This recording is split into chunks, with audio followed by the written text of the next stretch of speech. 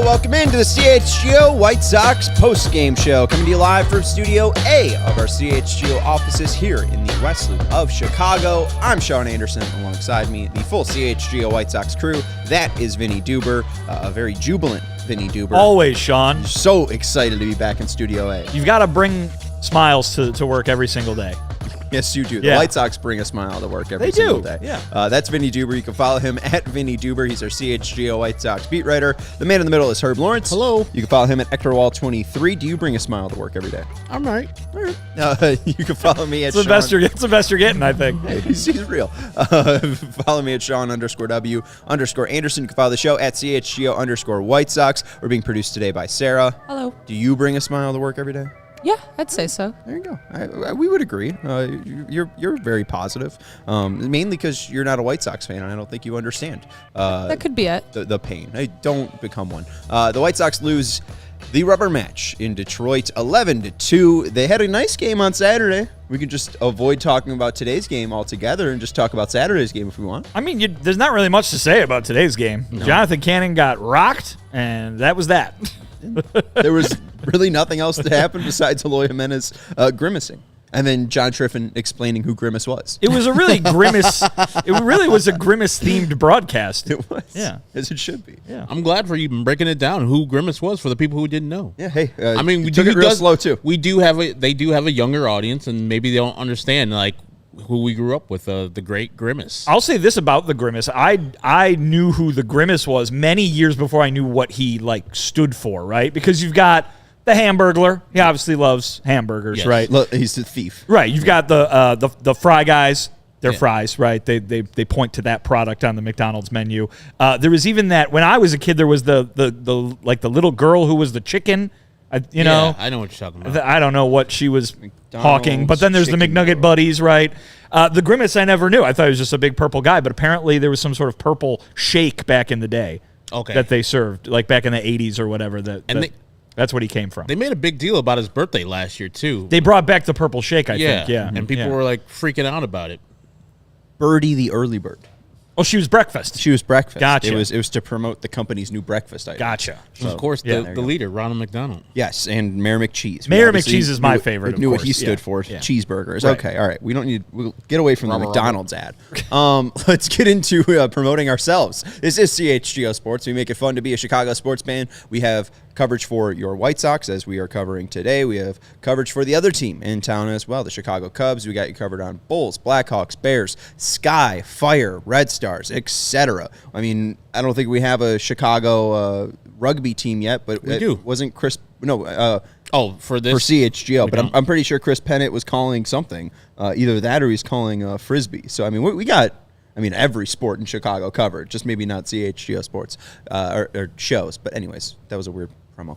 You could sign up to be a diehard today at allchgo.com. Diehards get 20% off events. We have an event tomorrow, June 24th at 7:10. The Dodgers will be taking on the White Sox at Guaranteed Rate Field. You can go get your tickets at allchgo.com/events. And we will also be having one on the 9th, as the Sox will be taking on the Cubs. It's a firework night then. So if you are interested in either the 24th or the 9th, go get your tickets, especially for tomorrow's, because it's about to happen.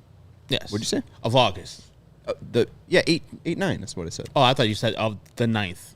No, August 9th. Okay. But it makes sense. That was kind of a choppy ad read. So it was kind of coming in like I had buffering Wi-Fi. Tomorrow. Sox, Dodgers, CHGO TakeOver, tickets. Crochet. Go to the website. Otani. What an ad read. And diehards get 20% off. There we go. And for KPW, Kevin Biggio. Hey, and he's looking good, too. He is. There you go. And hit that thumbs up button, too. Make sure you're subscribing. Let's get into Jonathan Cannon's day today. Sarah, if you want to flash the starting pitcher graphic. Oh, no, the first one you made. There you go. Jonathan Cannon went 1 inning today. He tried to go into the second. 1+. Yeah, they didn't like what they saw. 8 earned runs, 8 hits. Well, no. 5 earned. 5 earned. 8 runs total. So there was a scoring change. Yeah. He gave up 8 runs, but they dialed back the number of that were earned because I believe in the first inning, a ground ball to Paul DeJong that was initially ruled a base hit was changed to an error. All right, so 5 earned for Cannon, 8 hits, 1 K, no walks. Hey, I mean, got to look on the bright side, no walks. Good job, kid. And then Reese Olson, it wasn't a no-hitter. He's been very good against the White Sox, but still was able to shove for the Tigers. 6 1/3, 2 earned runs, 4 hits, 3 Ks, no walks. Jonathan Cannon looking a little fallible, which makes sense. He's human. So not 8 2/3 of nearly shutout baseball. I was hoping that even after the first homer by Colt Keith, which is still so made up of a name, I thought, it'd be good to see if he bounced back. And then he never bounced back. And I was like, all right, this is just a murdering. I mean, listen, this happens to pitchers. It's when it becomes a consistent thing that you get concerned. It hasn't obviously become that for Jonathan Cannon because he hasn't even had a consistent number of starts yet as a major leaguer. But wow, talk about the two extremes. His last outing, he goes and nearly does something that major league pitchers don't really do anymore: complete a ball game and not allow any runs during it. And now he can barely complete 1 inning in this start today, just getting knocked around all over the place by the Tigers, just getting crushed completely. So it was a bad game, and the only real thing that it means in this season, in this development process for a young starting pitcher, is what does he do the next time out? And he's going to keep getting chances, which is what these kind of seasons are for, and we'll see whether the next one looks closer to the near shutout or closer to the mauling that he received at the hands of the Tigers today. As I said before or after his last start, I still want him to pitch. This is the season for him to do this and get absolutely tattooed by the Detroit Tigers. He'll come back his next start both healthier and with a little bit more knowledge of that MLB hitters can hit elevated pitches in the zone, especially when the jet stream is going to left field. Those pop fly by Colt Keith. Hey, man, the White Sox had the same jet stream. They didn't do as well versus the Tigers pitcher, Olson. So I think that it is very scary. Not scary is the word. It's just like you have Mike Clevenger going today in AAA. More than likely, he'll be coming back on the same day that Jonathan Cannon will be projected to pitch. And I'm thinking that they would want to have the more veteran player, especially the player that could be traded before the trade deadline, getting those starts. But I'm opposed to that just because I just want the kid to just be going through and getting his major league experience this year and not having the whole Mike Clevenger experience, firstly, and then secondly, get beat. Like this year is a lost year already. So what is it to lose another game if this kid's going to be pitching? I don't see anything bad about him actually pitching every 5th day because this doesn't really matter. And you can see, hey, does this guy have something for us? What do we need to adjust to what he's doing? And if he doesn't have anything for us, we can just move on to the next. We all know by after August, that's pretty much it for Mike Clevenger. So I get why they want to start him because they want to move him, but I also want to see the kid pitch and fail like this. I don't also know if it means Cannon's the exact guy that gets bumped. Also, I understand that, at least in the rotation-wise, Clevenger's starting today in not Kannapolis, Charlotte, and then Cannon obviously started today in Detroit. But we've heard a lot about monitoring Garrett Crochet. I don't know if, maybe Crochet pitches Monday, and then with Clevenger getting back into the fold, maybe Crochet's delayed a little bit. And not only that, we've heard Pedro say similar stuff about Jonathan Cannon, who in the previous 2 starts that he made prior to today threw over 100 pitches. Pedro's talked about multiple times now the idea of maybe wanting to get him a day or get him a little extra rest. He's going to get some extra rest because he only threw 40-something pitches today, so I guess maybe that problem solved itself. But just because you've got these 2 guys in Cannon and Clevenger starting on the same day doesn't necessarily mean that Cannon would be the one or would end up yanked from the rotation for Clevenger. You also got to remember too, we saw a guy in Chris Flexen move to the bullpen earlier this year. Maybe something like that ends up happening. Maybe they just go 6 for a bit. I think there's a few different ways that can end up playing out. And I don't know if this would be too aggressive, but Cannon's supposed to start on Friday. Thorpe's supposed to start on Thursday. Cannon obviously throwing not a ton of pitches today. Do you move him up one? And I know it's a tougher matchup against the Braves on Thursday, but that was supposed to be an off day anyways for the Sox regardless, with him throwing as little pitches as he did today. I mean, do you move him up and avoid Thorpe going up against the Braves? I don't see that happening. I think their preference would be to go the opposite way and try to buy him an extra day of rest rather than say, you only threw 40, let's push you. Because what are they pushing him for? They don't have to, right? So I think if they were in a very different situation, in terms of being competitive, maybe that's different. But no, I think they value the development right now. And 6-man rotation, probably not likely because, they've really been avoidant of it. It's not something that's popped up in the past, but they've surprised us midseason before with ways of trying to get people around. Maybe it looks like a 6-man rotation for a bit because they skip a Crochet start, you know what I mean? And it ends up being 6 pitchers in a 6-day span kind of thing. But then by the time that it rotates back around, maybe somebody is out. So I wouldn't say they would go to a 6-man rotation on a permanent basis, but it might look something like that for a bit if they were to skip a start or give somebody an extra day of rest here and there. It would work out, right? It would work out better for the whole team where you got a pitcher in Garrett Crochet that's never done this before and a bunch of young pitchers that don't really have the pedigree to say, hey, I don't want to be on a 6-man rotation. I think it helps the White Sox immensely if you just go with a 6-man rotation. You satisfy the urge to have Mike Clevenger into the starting rotation without punishing all the rest of the pitchers in the starting rotation. And like I said, it's not like last year where you have Lance Lynn, who's a crusty veteran, needs to pitch every 5th. Same thing with Lucas, et cetera, et cetera. You got a bunch of youngsters who really don't have any foothold into this league, and I think the rest would help each and every one of those pitchers just build their arms up to be a little stronger on those start days. And we'll see what happens in this Dodger series, too. Jesus. Obviously, they're playing a team that can murder the ball and really knock around any pitcher in the game. Mm-hmm. But on top of that, they lose the off day because they got to play the Braves again on Thursday. This is a long stretch with no breaks, and if the Dodgers knock their starters around and knock them out of the game early, 1 or 2 of the days, you're talking about a really exhausted bullpen. You already had Jared Schuster and Chad Kuhl work extra than what they were supposed to work today. So we'll see. There could be a roster move made because of a bullpen need, too.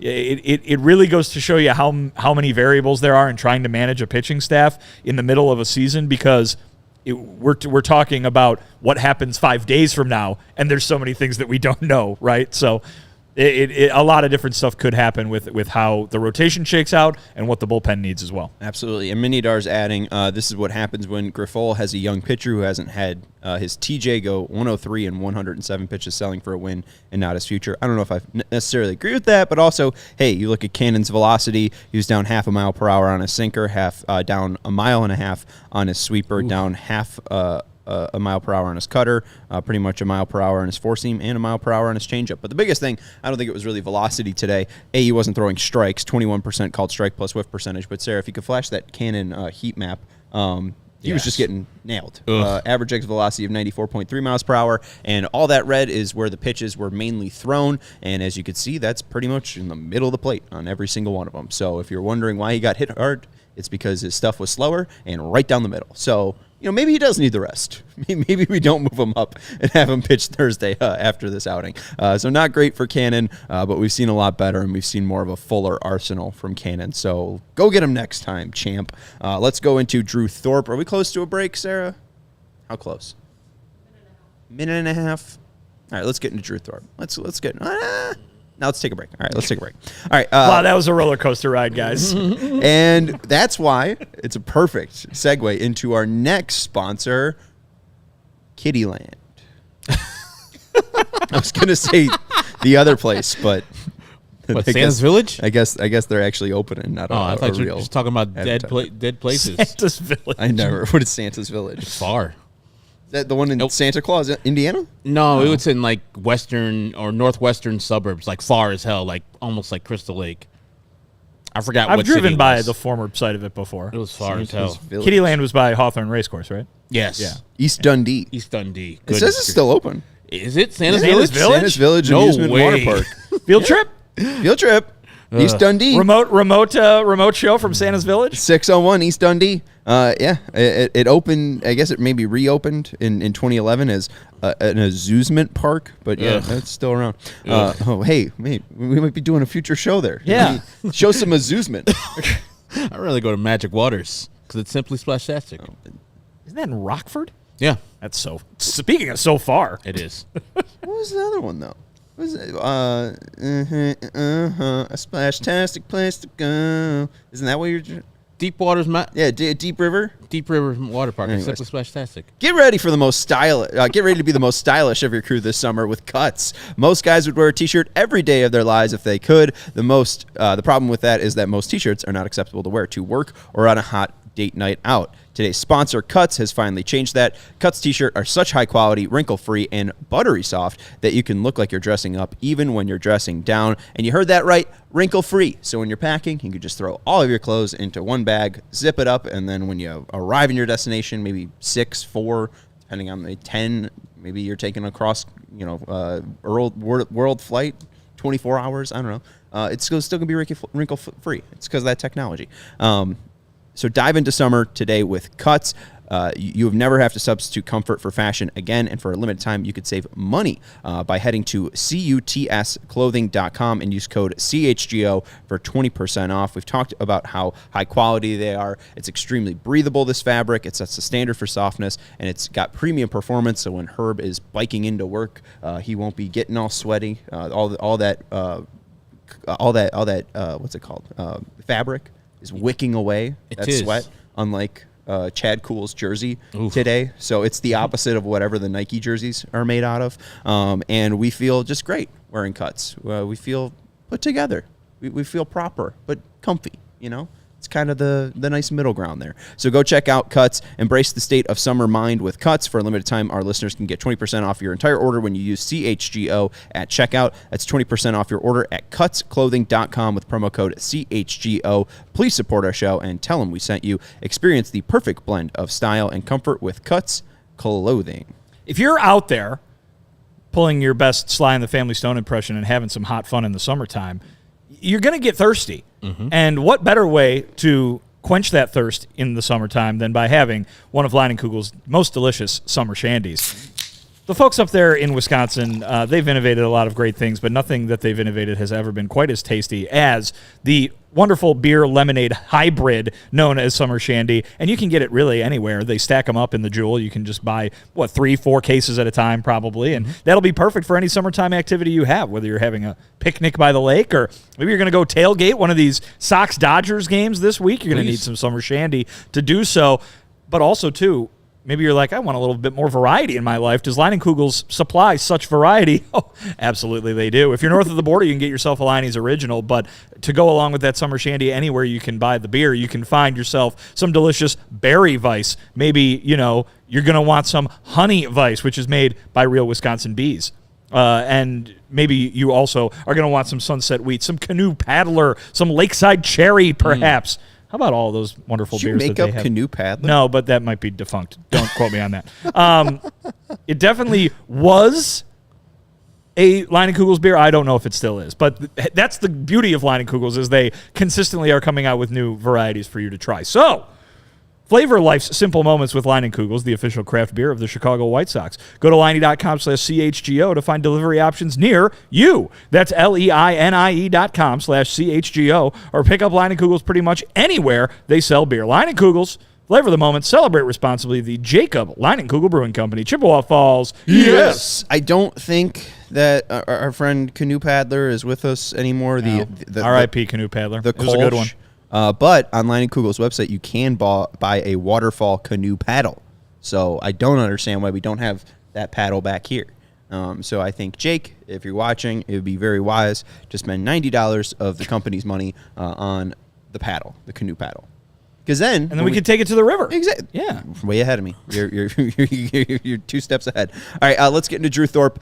Drew Thorpe started on Saturday, the one game that the Sox won in this series. They won 5-1. They were able to give him run support, and Drew Thorpe was very, very good. He had a 34% called strike plus whiff percentage on his changeup, so he was able to not only locate that for called strikes, but get swing and misses on that pitch. While the fastball has been something we're monitoring and seeing how truly effective it was, it's mainly about how much he can throw that for strikes. He was able to get, I think, 9 called strikes on that pitch, 24% called strike plus whiff on that four-seamer.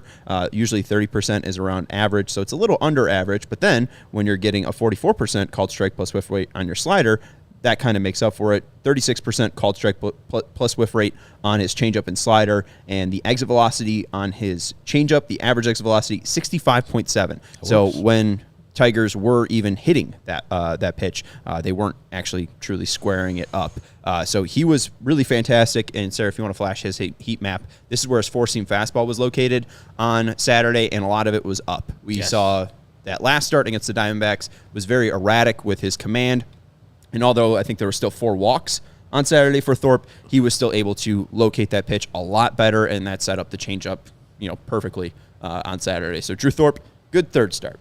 Yeah, and we talked about after his second start against the D-backs that 91 low, it gets crushed, absolutely destroyed. Now, 91 high isn't great, but it's a little bit better than going low. And you saw the heat map. He's throwing that four-seamer elevated, and that works off perfectly. Like you were saying, if you're throwing that high fastball that's 91, 92, and then a ball that comes out the same slot, looks like it's being that same spot, and then it just falls off the table and goes off the strike zone, that is the deception that you need. You don't need that fastball and the changeup in the same area because it's not fast enough to get past these batters down at the bottom of the zone. So he learned something from his second start going into his third start, and also a team that's not hitting that well up to that point in the Detroit Tigers. He attacked them.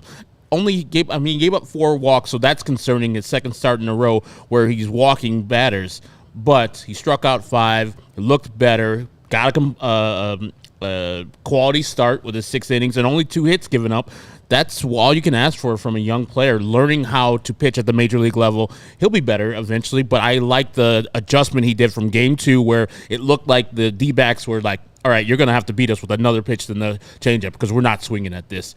And then the game off of that, they're like, okay, we're going to establish your best pitch and pitch it more times than your four-seam fastball, which was the opposite in game 2.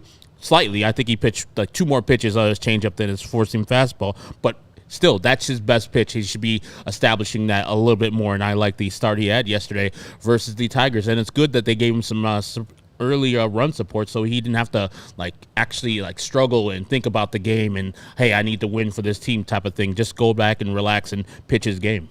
So rarely do these guys come to the major leagues as finished products, and especially when you're a team that is in the middle of a development period, not only do you not need, but you don't expect these guys to arrive as finished products. If you did, they'd probably already be in your rotation, and you'd be a better team, right? So the idea that you're going to see this type of thing continue for these White Sox pitchers over probably not just this year, but next year as well. Oh, yeah. Young guys like Cannon and Thorpe. We've already seen Nick Nastrini a couple of times, and there's a whole long list of guys that are down in AA and AAA right now that could fall into a similar category. Again, whether that's this summer, whether that's in the last month of this season, or whether we're having this same conversation next April and May and June, there's a lot of development that needs to happen. The good news is, I guess, if you're looking for a silver lining, that there's a lot of guys that they have to develop, but again, not a finished product. So Drew Thorpe, you're looking for improvements from start to start, but the main thing is, what are we going to look at Drew Thorpe at the end of the year and say, wow, he looks so much different than he did when he came up in June? That's really the big question. And obviously we can take those micro looks from start to start, but you're going to see a lot of guys that fit the description of a guy who just needs to make incremental progress and incremental improvement over the next couple seasons. Absolutely. And, I mean, too, although there's been a ton of walks, 11 walks to 9 strikeouts so far over those 3 starts, I mean, you could argue that this last start was better than the first start just because, there was, 6 base runners in 6 innings and no earned runs allowed. While those, you don't want to be walking people. And Go ask Eric Fetty, just the kind of way it sucks out energy of a start if you walk a guy and then allow a home run. I think that's obviously always out there for Drew Thorpe with how slow his fastball is. But if he can avoid that and just force guys to truly put his pitches into play, I think that's probably his next true development is, trusting that the stuff will play in the zone. But good stuff from Drew Thorpe on Saturday. All right, let's get into that one graphic I just sent you. This is from our friends at Secret Base. We have no friends there, but it was on Twitter, and I took it. You can follow them at Secret Base. We have no friends there. It makes you sound like you hate them. No, I don't know them. These are from our enemies at whatever Secret Base is. They're in New York. We don't have friends in New York. All right, so this is just showing over the first, 79 games for the White Sox, how much they've been outscored in all of these games. So there's been 5 games where they've been outscored by 9 runs or more, and this Detroit one adds on to this. But the White Sox so far, 21 wins. They've had at least 23.8% more wins through 79 games in each of their previous 123 all-time seasons, and had at least 33.3% more wins through 79 games in each of their previous 75 seasons, and the negative 164 cumulative run differential has never been worse than minus 133 through 79 games in any of their previous 123 seasons, and never even reached minus 100 through 79 games in any of their previous 50 seasons. So not only is this just a train wreck, this is one of the worst train wrecks of all time. I mean, listen, I think we're halfway through the season. They can bring some guys up, after the trade deadline, and maybe their fortunes change a little bit kind of thing. But right now, the pace they're on and what they've shown, this is the worst White Sox team of all time. Whether you're talking about the number of games they're going to lose, you saw the run differential number there.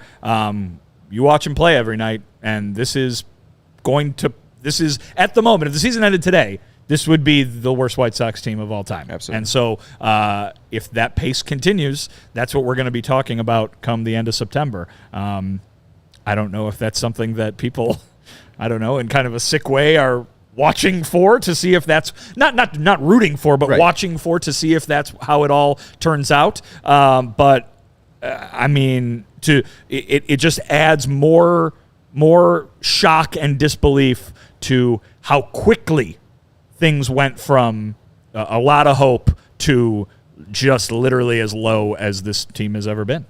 And I think it's my own fault for believing that the White Sox could be better. I don't think anybody had this in mind. Not one single person did I see have them on pace to win 40 or less than 50 games. So I had they're going to be kind of competitive, maybe battling the AL Central at the beginning of the year. And so the fact that they're this bad, the worst team in White Sox history, is a shocking thing still to me. Every single day I go through it because, yeah, they don't have necessary talent, but they're not the worst White Sox roster put together that I've seen in my whole life. I mean, the 2010 team was kind of bad. I think they were giving Andy Martinez a bunch of at-bats, or Andy Gonzalez, I think his name is. I don't even know his name because it was so terrible. But this team had the 3 guys who got hurt early, so this is also going to be skewed by not having the talent they expected they were going to have, especially when it went out so early. And so, yeah, it's going to be very hard to swallow, but I want them to be the worst White Sox team because, as I said before, the last thing I want to do is talk to my grandkids, hey, yeah, I covered the 4th worst White Sox team ever in 2024. I want to be able to say, hey, kid, I caught the worst White Sox season ever when they're complaining about an 81 season. Like, calm down, shut your mouth. This is a great year, 81. Be thankful that you're not watching the worst season ever, and we are. Who would you bring up? Like Andy Gonzalez, I think his name was. All right, I think so. The 2010 team won 88 games. Not that one. Then it's the 07 team. 07 or 2013. There was a Miguel Gonzalez who was a catcher. No, it was okay. Pitcher. All right. No. There was Miguel Gonzalez, the pitcher, but there was also Miguel Gonzalez, the catcher, on the 2013 team. So I don't know. I'm just looking for guys with Gonzalez. Yeah, Andy Gonzalez, 27. 215 plate appearances on that team. A lot. Just behind Darren Erstad and Rob Makoviak. Oof. So there you go. On the 72 and 90 team. I think it's just shocking. And Titus says, what's the point of a second rebuild with Jerry Reinsdorf still being the owner? I guess it is shocking. He's going to be here. Well, yes, he owns the team. But, this team is one of the worst in White Sox history, and they still have Robert and Crochet. And I understand Robert's been out for most of the part, but Crochet's been there since opening day. He's one pitcher. I know, but like imagine if he wasn't on this team. Like imagine if Robert wasn't on this team. This team could be so much worse, and that part I think is so surprising to me too. It's like not only is this one of the worst teams in Major League Baseball right now, and likely in White Sox history, but it's just so surprising that this team has fallen off so hard since 2021 to this point, and they can't even be like just mid or like really below average. Like they can't just be 72 and 90 like your 2007 team was, where they're giving Andy Gonzalez 215 plate appearances. Like, I mean, we are threatening on a team that likely won't even win 50 games. Correct. And it makes me sick. And the thing is, like, the rest of the division is kind of good too. That's except for the Tigers. They're not good. But you see the Guardians being the Guardians again. They're one of the best teams in the American League. So it's like we're terrible. And the rest of the division, especially the Kansas City Royals, the Minnesota Twins, and the Guardians, are actually good teams. Not good teams because they play in the Central. Good teams because they have developed their talent, and their talent is actually hitting right now. And I think that Cleveland thing, that thing is special right now. They've moved some of those boxes upstairs where they got a nice jet stream out to right field, and they're hitting home runs like it's going out of style over there. Stephen Kwan with 7 now. Yeah, and they're just, I mean, random guys are doing it. David Fry, we laughed at him, and I mean, one of the Fry guys. One of the Fry guys. And someone else, they called up some kid, and he hit like 2 homers in yesterday's game. But yeah, I mean, maybe the White Sox just need to take away the upper deck. Take away Vinny's press box. They already did. They did? I mean, they used to be where the guaranteed rate club is now.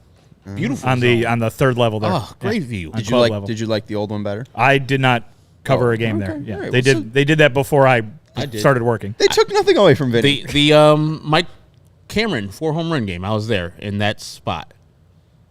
What year was that? 2002. 203. Yeah. Parquet I was and Roush. 5. So, yeah. I mean, that was a long time ago, old man. One story, Brett Boone also went back-to-back with him, like first 2 innings, I believe. Mm-hmm. Yeah. And then Brett Boone stopped hitting home runs, and Cameron's like, I'm going to continue. It was just John Rouch. 2 guys accounted for 6 homers in one game. That's crazy. That wasn't even bad White Sox. It was mediocre White Sox. I mean, John Rouch was good Mariners, though. Oh. Yeah. That's the team coming off, or probably a year after coming off. They didn't 116 wins. Yeah, they didn't win. They didn't go back to the playoffs until like 2 years ago, right? Yeah. Ugh, that's a horrible. Even though they had a lot of good talent. Real quick, this is the worst, and this is very selected sample of 79 games, but this is the worst 79 games in White Sox history. The 1932 White Sox were 22-57. And the White Sox are currently sitting at 21-58. The only other team that came close was the 1970 team, 24-55. So, I mean, hey, and the 2023 team from the June 30th to October 1st, they were 25-54. So they're just kind of picking up for where they were last year. So, I mean, hey, we shouldn't be too shocked. Consistent. they're just as bad as last year. No, they have all new players. Yes. All right, let's take a break, and we'll let you know about our great sponsors and pals that are supporting the show. We want to first let you know about our friends over at Circa Sportsbook. We're not upset with them. We're very proud to be a part of them. Yes, they might be, supporting the Cubs 120 what's it called? Club. They look like they have a good time out there. Hey, right. I mean, win or lose, and they usually lose. It's Chicagoans having a good time, and we appreciate Circa for supporting CHGO, and you should go check them out. Circa does not limit players based on their winnings. Every player has the same limits, unlike books who do limit winning players, and they encourage bettors to download and explore all sports betting apps available. You can compare the lines from each sportsbook, and you will see that every time, if not most of the time, the world's largest sportsbook, Circa Sportsbook, will have the best lines for you to wager on. Games will strive to be a -110 split on the Circa Sports menu, unlike other sportsbooks, which may use a -115 or -120 split, and Circa keeps as little money as possible on large market bets like futures and golf tournaments, especially compared to other books, which allow them to keep these lines low. So if you are looking to bet against the White Sox, it's likely that you're going to find the best line to do it against on Circa Sportsbook. So download the Circa Sports Illinois app at circasports.com/Illinois-app. That's circasports.com/Illinois-app to sign up today. Also be on the lookout for Circa events, watch parties, and tailgates. If you or someone you know have a problem with gambling, call 1-800-GAMBLER, 1-800-426-2537, text GMB to 833-234, visit areyourreallywinning.com. For your new Chevy, make Ray Chevrolet your first draft pick. Visit our partner this June to shop their summer sales event, going on all month at Ray Chevy on Route 12 in Fox Lake, or at raychevrolet.com. As one of the top-selling Chevy dealers in the Midwest, you'll always be able to shop one of Chicagoland's largest Chevy inventories. Plus, find the perfect tailgate vehicle. Right now, get $12,000 off MSRP on a new 2024 Chevy Silverado, or lease the new 2024 Chevy Trax for only $179 a month for 24 months. Or cruise into June with your own way and shop over 125 of their vehicles priced under $20,000. And if you've never heard of Ray Chevrolet, then you also, if you've ever heard of Ray Chevrolet, then you've always heard of Ray's Price Promise. Not Ray Price Promise, Ray's Price Promise. They're guaranteed to make your next vehicle more affordable than ever, with no price changing, no add-ons, no fees ever. That means incredible prices we're talking about. The incredible prices that we're talking about, you can expect to see the very same when you step into the Ray Chevrolet in-store or online. Shop the summer sales event all month long by visiting Ray Chevrolet in Fox Lake or raychevrolet.com. They've been serving the community since 1963. Together, let's drive. Thank you. And somebody says, he's talking about Brian Gamble versus King Felix. I remember he had that weird Adam Rosales versus Chris Sale thing where he wasn't good necessarily versus anybody else, but he saw that man. He's like, all right, let's eat. Doing the family proud. Yeah. Thank you, Brian Anderson, for showing the family name is strong, taking down King Felix. Do you think Brian Anderson had his best numbers against Felix Hernandez? Probably not. Would you bet $10 on it? Or I would not. Okay. I would think he would have at least 4 home runs, though. All right. Well, poor Kyle Loesch and Eddie Guardado and everyday Eddie and Jensen Lewis. They faced Brian Anderson once, and Brian Anderson took them deep. So there you go. Brian Anderson does have the most homers in his career against Felix Hernandez. 9 at-bats, 2 homers, oh, just 2 hits, okay. 5 strikeouts. Oh, I thought it was more than that. Yeah, no. So, I mean, Mariners versus Mariners. 222 average, 222 on-base percentage, but a good old 889 slugging percentage for Brian Anderson versus Felix Hernandez. That'll work. All right, let's get into what Jim mentioned earlier. Sarah, if you can search Jim's comments, sales guy Jim saying, this Eloy think he meant thing, is unbelievable. Was he 100% coming into the game? Why wasn't he taking out after running to first? I am frustrated for him and myself. Eloy Jimenez was activated off the IL today. Oscar Colas was sent down to AAA Charlotte. We'll talk about that move and Colas being sent down. But in the, was that 5th inning? 7th inning, I believe. Because he batted again. Oh, yeah. So it's when they scored, 7th inning. Yeah, so the 7th inning, Eloy reaches on a single. Could have been a double, as Herb was saying, but it looked like he was grimacing again on first base, and then Sheets hits a double, and Eloy runs-ish to third base and is fine standing up. He was safe. Yeah. He was safe, and there was no play. And then there was a back and forth where Eloy has his helmet off, and he's standing on third base, and they're cutting to Pedro, who's yelling at Eloy from the dugout, being like, "Are you okay? What's going on?" And Eloy just touched his hamstring. Touched his hamstring, and Eloy just seemed to be frustrated and at least in pain. He did end up batting in the 9th inning, and weakly grinding out and not really running to first base, but also not really needing to. Yeah. Right, it was a Martin Maldonado grounder that was routine, but still. Do we think that this is something that was re-aggravated today, or was he playing under 100%? So Daryl Van Scouten from the Sun-Times just tweeted that Eloy said he was feeling soreness today in his hamstring, which he had not felt in the weeks prior while he was playing games with the Complex League team out in Arizona while he was on his rehab assignment, if you want to call it that, or just while he was recovering. There was no soreness the last few weeks. Today there was soreness. So I guess that is new. Whether it's enough to change the fact that he's back and able to play, I think you have to wait and find out, at least until tomorrow, if not, a few days to just see if it was good, it goes away, right? So, but, it's the same thing we are always talking about with Eloy. It's another visible occurrence that is preventing him from playing at 100% and really preventing him, in this case, from running the bases at all. again, who knows if he gets on in the ninth inning there? Maybe he feels fine by then. Who knows? But he did not look comfortable running the bases in the seventh inning. Certainly, that going from first to third on the Sheets double looked very tough. And we'll see if he's able to run because listen, they did what they could for the longest time to keep him healthy. They decided to finally take him out of the outfield and make him a full-time DH with the idea that will lessen the chances of him getting injured. They cannot take him off the bases, right? They're not going to pinch run for him in the first inning. And so we run into the same thing we've been talking about for the last couple of years now, which is this guy going to ever be healthy enough to play not even a complete game for a guy who has to play the field, but a complete game for a guy who just has to DH. Maybe he will be at that point at some point, but this is probably his last year with the White Sox, you would imagine, given the expensive club option that comes up at the end of the season. So if he's going to figure this out over the course of a season at least, it's likely going to be somewhere else. I would have just loved for him once in a while just say, I'm going to protect Eloy from himself and say, you're not healthy until you show me through multiple games. And I know he was at the complex doing well. He was down there for weeks plus. You got to do well. And if you're not 100% healthy or close to 100%, I can't bring you up. And I can't have you, especially when you hit that double down the third base line and you barely get there. I can't have that. Like, if you're in the game, you're healthy. You're playing. But this could be new.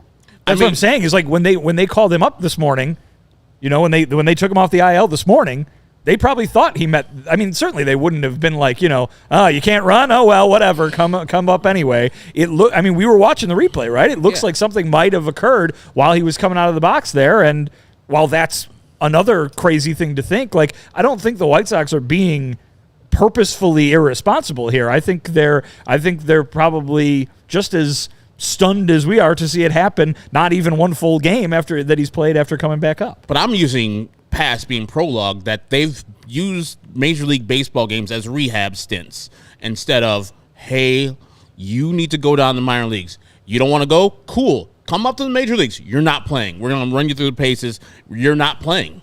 And you're not going to be on our major league team until you prove to me that you're 100% healthy and you're not going to get injured when you had your first at bat. And as soon as that happens, I don't know why we're asking Eloy Jimenez if he's fine. You see him.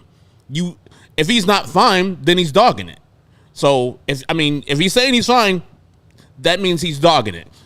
And so you either get benched for that or you get benched because you're actually hurt. And so I don't like how they do the injuries. Eloy is going to be often injured, so you probably have to deal with those things, but I don't like how the White Sox deal with injuries as a whole organization because players continue to get hurt.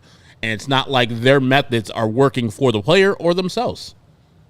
Yeah, I don't necessarily understand like how they should start helping Eloy get away from this because I'm kind of split between you. I was a little bit surprised that he was ready already, and maybe a Charlotte rehab would have been welcomed for Eloy. But also, I mean, he's a major league hitter. He's consistently hit the ball well and hard, maybe into the ground a little bit more than we've wanted to, but he's still consistently hit the ball hard. So if he says he's 100% and it was just a leg injury, I mean, what if it was, and George Hoffman put this out on Twitter, and I'll trust George's eye, he thought that Eloy hurt himself in his first at-bat. So that this was something that was stemming from a prior at-bat. So maybe it was truly like the first swing he took and he was feeling it. I agree with you that if you think that he's injured, take him out. But also with Eloy, is this something that he needs to play through and try to feel his way out and navigate through? Because he's a DH. It's not like they need him to be a burner on the base paths. They need him to not get thrown out, and he wasn't thrown out. Well, they need him to not get injured again. True. That's what they need him to do. But, like, is he injured right now? Was it a flare-up? Is it a cramp? Like, maybe this is something he needs to navigate himself through, these soft tissue injuries, if there isn't something truly, like, structurally wrong with him. And maybe that's something that they're trying to, force into him. I don't know if it's going to be playing, but Luke says, should he just retire? No, I don't think Eloy Jimenez is going to retire, especially with money. He's walking away from $13.5 million next year, and somebody's going to pick him up, even if the White Sox don't. and give him a flyer and say the potential and the talent is way too much to have this guy not play. And if Eloy, like I remember early, he hurt himself and he felt like he wanted to retire because here we go again type of thing. But I'm sure that after a time off, and he'll have this season and the offseason to reflect, whichever team picks him up, he'll be willing and game to go and see what they have to offer. And hopefully for his sake, he's healthy for that team and he absolutely destroys the ball like he should have as a White Sox, and he is never injured again. I hope that for him, but we know it's not going to happen here for the White Sox. I feel about Eloy like I feel about Michael Kopech. Like, it's not going to happen here, and I wish them well when they leave here. And it won't be the White Sox fault when they do go to another team and if they show progress and they're actually healthy for their future team. I mean, but the difference with Eloy and Kopech is, I mean, Kopech has struggled to be in and out. But, yeah, I mean, he's played every single game. We haven't dealt with a Michael Kopech injury yet, knock on wood. And while the slider hasn't developed, he still throws, 98 to 103 every single time. And while it's a 4.60 ERA, I mean, he still does get strikeouts. So, I mean, there's something alluring about Kopech where he's able to get strikeouts. I mean, there's nothing alluring about Eloy Jimenez. I mean, Kopech might be a player that is dealt. I know he wasn't included in Mark Feinsand's MLB article of players that could be dealt off the White Sox, but I think that's a player that could garner interest with Eloy. I mean, what is there he can't play the field. He's not hitting like he should. He doesn't lift the ball like he should. Can't run. I mean, there's nothing intriguing about him. He costs more than $10 million a year. I would be shocked if Eloy got traded, yeah. So, I mean, you're stuck with him, and hopefully he's able to get through this, and hopefully he's able to, run the base paths, and maybe this is something he'll get over and be fine with tomorrow. Couldn't you see him as like an addition to like a bigger name? Like, no, he's just part of a trade that Crochet goes part of, and they're like, here, get some relief, and a person needs a right-handed power bat. And I know he doesn't hit, so he just missed a month. It's the second time he's been hurt this season, and then his first game back, he's having trouble running. I don't think a team wants to trade for somebody who they don't have a good read on health-wise. Yeah, and then what? He's got he's making 13.8 this year, and then he's going to be making 16.5 and 18.5 next year. Well, those are options. They are options, but still, I mean, if you're buying them out and you're trading them to him, you're going to have to buy them out for $6 million. So I would think that the White Sox just can't throw him in because they're either going to have to include. It's the same thing that happened with Clevenger last year. Right. They're either going to have to include money to get him to go, or just let him play and try to trade him next year. Hey, it's got $2.8 million for Mike Caruso. Well, he's not. Why would he be on the team next year? I don't know. I don't know if I don't think he would be. Yeah. I mean, Alex Caruso. Was there money in that trade? Yeah. A cap relief, like a trade. $2.8 million exception. That's big for the Giant Stars. They have money, man. All right, but you're right. I mean, why would they include him? I mean, just cut him, and then you got 10 million open just by cutting him. So, it doesn't seem like there's much value. Oscar Colas was sent down though as the corresponding move. I think on either last show or Wednesday show we brought up Colas, and you talked a lot about he's going to be a guy after the deadline. A lot of people were upset with this, though, because, again, Colas has been with everything last year where Grifol wasn't afraid to call him out. With him being the everyday right fielder for them to start the year, it really feels like fans feel like Colas has not been given a true shot at it. It seems like that's coming, and people shouldn't be too upset with this move because he wasn't getting playing time as it was. Yeah, I mean, you just got to look at the team situation. I mean, if I'm going to provide absolutely no context, that's not wrong. He wasn't getting an opportunity, right? He wasn't getting a true shot. But that's for a lot of reasons. Number one, Luis Robert Jr. is not going anywhere in center. Andrew Benintendi is back healthy, not going anywhere in left. Tommy Pham, they want to trade him. They want to trade him, and they want to get something for him. So they got to let Tommy Pham play every day and try to boost his numbers and try to boost the idea that a team would want him. And I think he probably will get traded, maybe not for something quite as spectacular as we thought when he joined the team and was their best hitter for almost a month. But there was no playing time for Oscar Colas, at least certainly no regular playing time for Oscar Colas at the major league level. Pedro Grifol talked about it last week when they were still at home before they went on the road, and basically said, if this continues and he's not going to have that opportunity, he's going to have to go back down to the minor leagues so he can get everyday playing time. You don't want him to rust, obviously, right? Eloy Jimenez comes back today. There's not even a DH spot to move Colas or anybody else around into, so that playing time is just non-existent. But that playing time is going to come. Tommy Pham is most likely going to get traded before the trade deadline at the end of July. So that gives you the last 2 months of the season in which Oscar Colas is most likely going to be the everyday right fielder on this team. There is some stuff to figure out what's going to happen with Gavin Sheets. I think they liked what they saw from him early in the season. He's a very well thought of guy in that clubhouse. Maybe it's a little bit more of a percentage split than just 100% to Colas, but Colas is a guy who can be a part of this team moving forward into the long term. And not only that, he's done what they've wanted him to do. Pedro Grifol has been very complimentary of him. He's going to get that opportunity later in the year. Yeah, couldn't agree more. I think this is the best thing for Oscar Colas to do is to play in AAA right now and get all the games he can get, because you're not getting better by sitting on the bench either way. So just get all the time you can get, and this is a smart move. I'm sad that he's not a major league player right now, but as Vinny just laid out, there's no room for him. So might as well send him down there at AAA, get all the bats you can, learn what you can, kill AAA, and so when you do come back up here in August, you can hit the ground running, and you can have majority of those starts in right field or designated hitter, or sometimes when Luis needs a break, hopefully Luis will still be on the team by then, you can play some center field. I have no problem with them sending him down.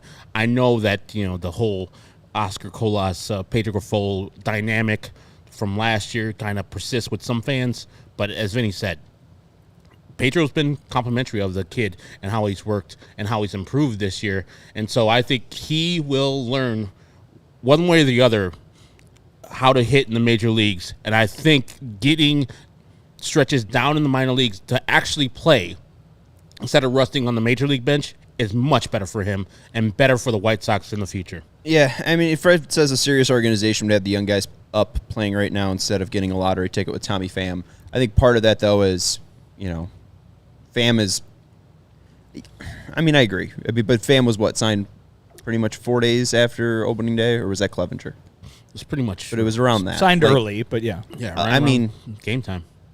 It was before this got to one of the worst ever, and I guess it was one of the worst ever to really just kind of start the year. But I don't mind the lottery ticket, and I think that Colas will end up getting enough plate appearances.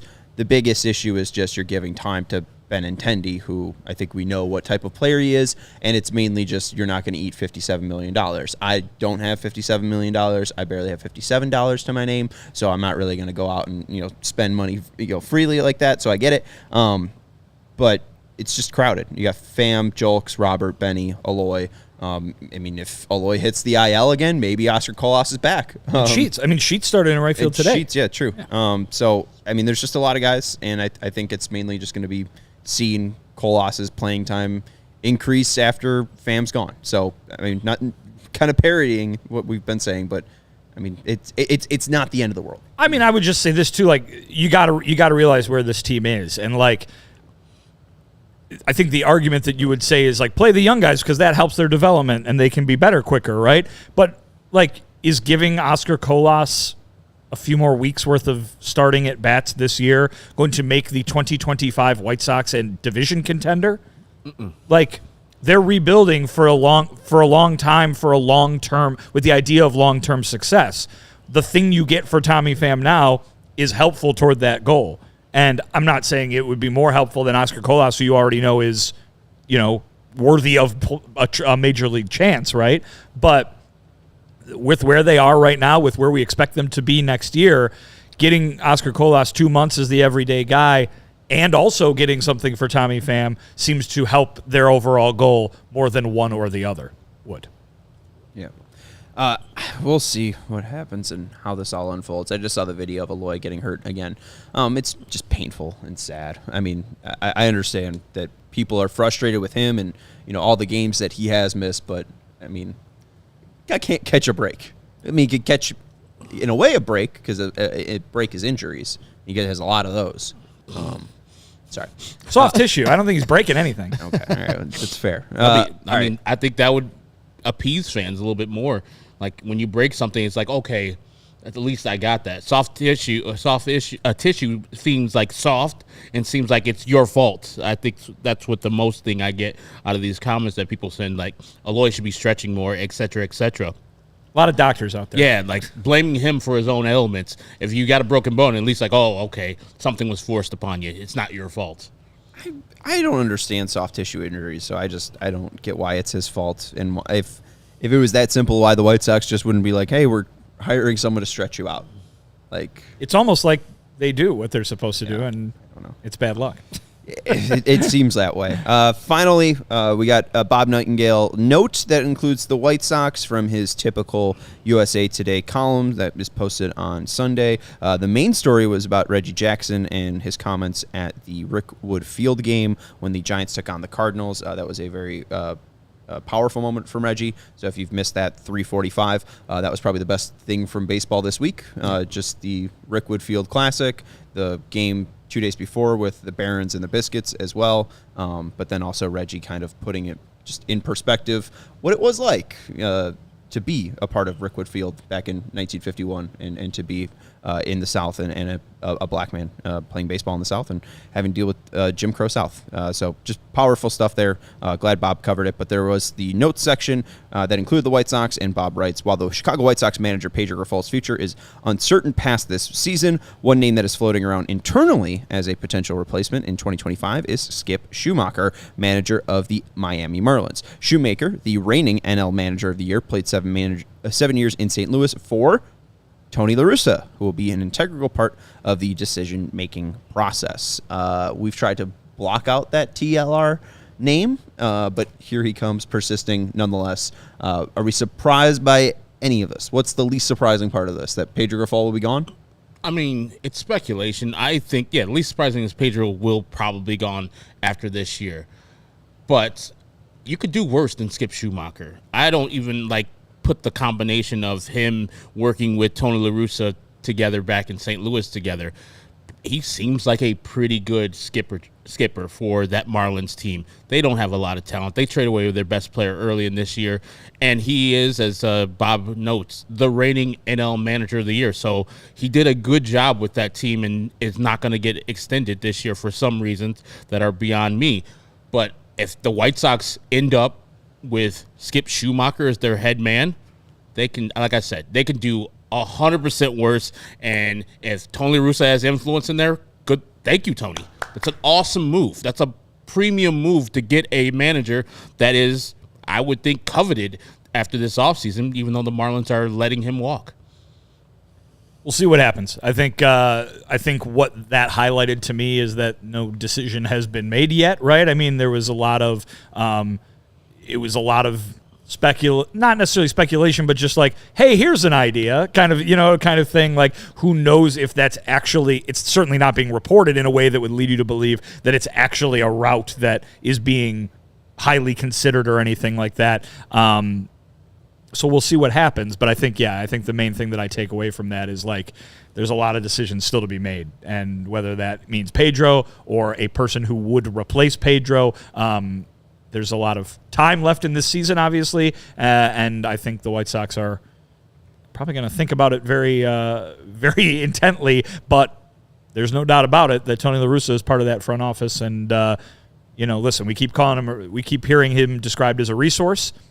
And if he can speak to one of the guys that you might be considering, that's a pretty good resource in my opinion. Yes. I think the most positive thing about Tony La Russa is it's a little bit more serious and contractually obligated to be Tony La Russa and an employee of the White Sox rather than Jim Thome, who's more of like a friend of the White Sox, because when you have him in like a player meeting and that certain player is like, hey, what'd you think of Philly? Because you also played in Philly. He was like, oh, it's great. Like, it's not really an affable guy that's like, oh, go anywhere. Major League Baseball. Like, Tony La Russa clearly is trying to win over Skip Schumacher. It's good to have that connection there because Skip reportedly asked his option year to be removed from Miami because of his relationship with Kim Ng. So hopefully that bond and relationship could bring Skip here. I think it would be an exciting hire. It's somebody that's done it before. I don't think managers matter a ton, but at least getting somebody who has done the job, has faced those ups and downs before, someone with experience